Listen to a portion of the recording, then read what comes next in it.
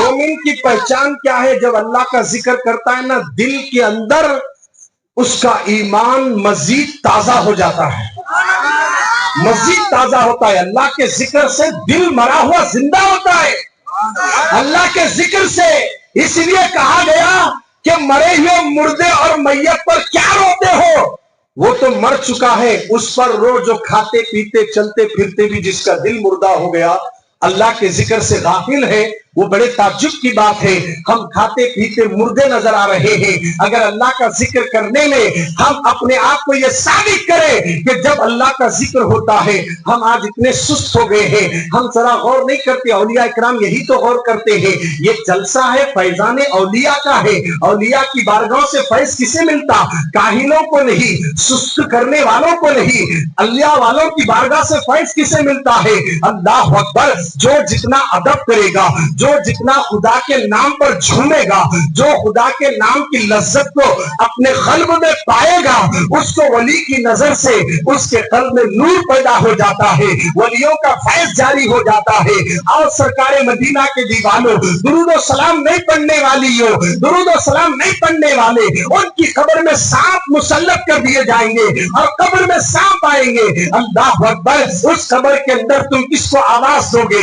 آج سے ارادہ کرو کہ ہم درود پڑھنے میں کنجوسی نہیں کریں گے، جب بھی ہمیں وقت ملے۔ آج ہمارے نوجوان شکایت کرتے ہیں، ہماری روزی میں برکت نہیں، ہمارے دکان میں برکت نہیں، ہمارے مکان میں برکت نہیں، ہمارے کاروبار میں برکت نہیں، ہمارے ہاتھ میں پیسہ نہیں ٹکتا، بچوں کی شادیوں کے لیے رشتے آتے ہیں مگر طے ہو نہیں پاتے، اگر طے ہو گئے تو اسباب نہیں بنتے۔ اسی پریشانی میں ہم لوگ کبھی یہ صاحب کے چکر، کبھی وہ صاحب کے چکر، کبھی یہ عامل کے چکر، کبھی وہ عامل کے چکر، ادھر سے ادھر چکر لگاتے ہیں تاکہ کسی اچھے عامل کے پاس چلے جائیں، میری بچی کا رشتہ طے ہو جائے، میرے کاروبار میں برکت آ جائے۔ نہیں، سرکار کے دیوانوں یاد رکھو، اگر کاروبار میں برکت چاہتے ہو، اگر روزی میں برکت چاہتے ہو، اپنی اولاد کو اچھے رشتے چاہتے ہو، سر سے قرضے کا بوجھ اتارنا چاہتے ہو، اس کا ایک ہی طریقہ ہے، باوضو رہو اور نبی پر کثرت سے درود و سلام پڑھو۔ خدا کی عزت کی قسم، آج کمبل پوش شادی کے اس کے موقع پر توبہ کر کے یہ ارادہ کرو، آنے والا سال پھر سے کمبل پوش قادری کا عرس آئے گا، تو آج سے لے کر آنے والے سال تک میں نہ وضو نہیں چھوڑوں گا، وضو سے رہوں گا اور درود و سلام پڑھوں گا۔ یہ طے کر لو درگاہ میں بیٹھ کر، ایک سال کے اندر اگر کروڑ پتی نہیں بنے تو پھر آپ مجھ سے آ کر سوال کرنا۔ بولو جی سبحان اللہ، اور محبت سے کروڑ پتی بننے کا بہترین طریقہ دے رہا ہوں۔ یہی تو ہے جلسہ فیضان، فیض لے کر جانا ہے، فیض لے کر جانا ہے، اولیاء اکرام کی بارگاہ میں فیض حاصل کرنا ہے۔ تو سنو توجہ سے، اگر امیر بننا ہے، کھرب پتی بننا ہے، کروڑ پتی بننا ہے، تو یاد رکھنا سود کھانے سے، ایک کے دو کرنے کے لیے مال کسی اور کے پاس ڈالنے سے آپ امیر نہیں بن سکتے ہیں۔ امیر بننے کے لیے میرے نبی نے بہترین نسخہ عطا کر دیا کہ ہمیشہ باوضو رہا کرو، اللہ تمہارے رزق میں کشادگی عطا فرما دے گا، کشادگی عطا فرما دے گا۔ گھر سے نکلو تو وضو بنا کر، دکان میں بیٹھے تو وضو بنا کر، اور کاروبار کر رہے ہیں تو وضو کے ساتھ کرو، انشاءاللہ کبھی نقصان نہیں ہوگا۔ اور درود و سلام پڑھنے کی عادت ڈالو، روزانہ کم سے کم پیارے نبی، اچھے نبی، سچے نبی، ہم سب کے نبی اللہ کے حبیب کے دربار میں کم سے کم 500 بار درود پڑھو۔ اس لیے درود پڑھو لوگوں کہ ہم مرنے کے بعد ہماری قبر میں کوئی آنے والا نہیں ہے، اور دنیا میں جب ہم پیدا نہیں ہوئے تھے اس وقت 1400 سال پہلے ہمارے نبی ہمیں پیدا نہیں ہونے سے پہلے ہم گناہگاروں کو یاد کر رہے ہیں۔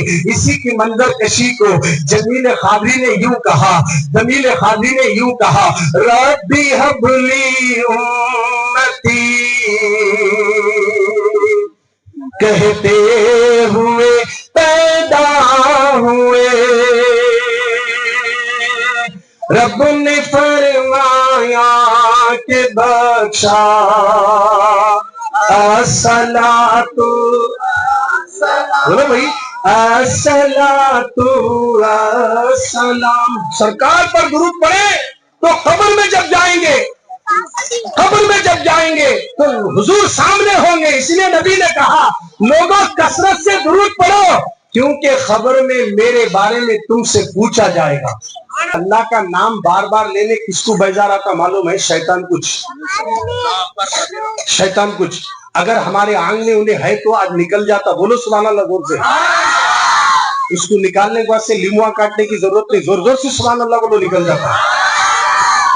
ایک بار فجر میں مؤذن اذان دے اور آواز آئے مائک کے ذریعے اللہ اکبر تو کتے روتے ہوئے نظر آتے ہیں اور بتا دیتے کتے اللہ کا نام سن کر شیطان بھاگتا وہ کتوں کو دکھتا. بولے جی سبحان اللہ. تو اللہ کا نام سن کر کون بھاگتے؟ بولو جی.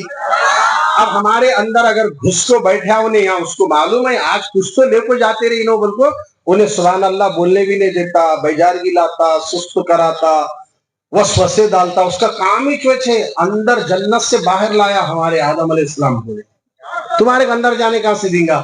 مگر اس لیے ہم بولے ہم ڈائریکٹ اندر نہیں جا سکتے, وسیلے والوں کے ساتھ جانے.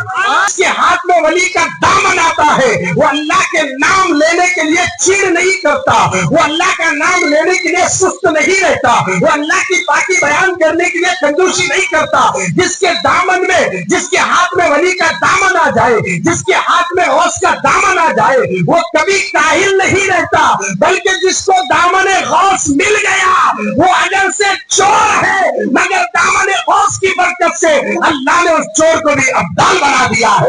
پتا یہ چلا ولیوں کو اگر تھام لیں گے ان کا دامن پکڑ لیں گے کبھی نقصان نہیں ہوگا, دنیا میں بھی بیڑا پار ہوگا, آخرت میں بھی بیڑا پار ہو جائے گا.